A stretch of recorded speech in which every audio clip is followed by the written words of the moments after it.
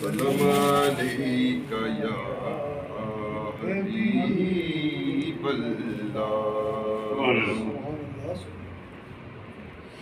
अज सिख मित्रां दी वधेरी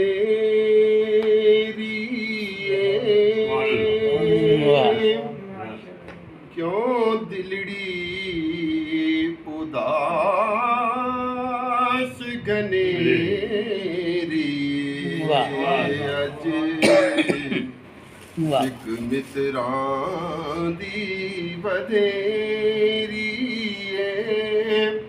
क्यों दिलड़ी उदास घनेरी। लूं लूं विच शौक चंघेरी अज नैना लाया ने क्यों झड़ियां। सुबहान अल्लाह माँ अजी मलका महसन का माक मलका।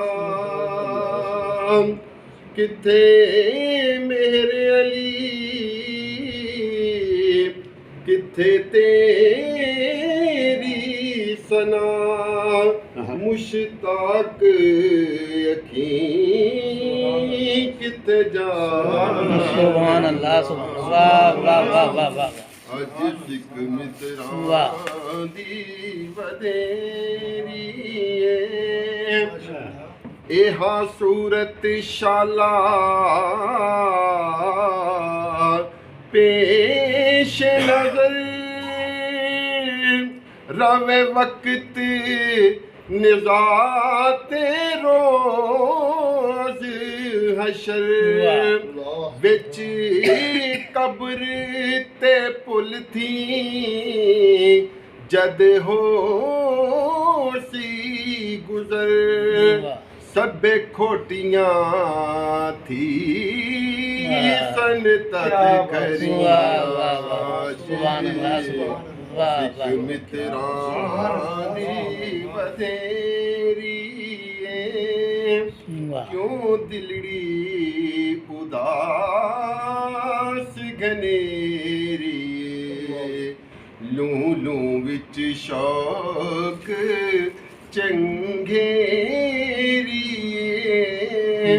अज नैना लायन क्यों जड़ियां।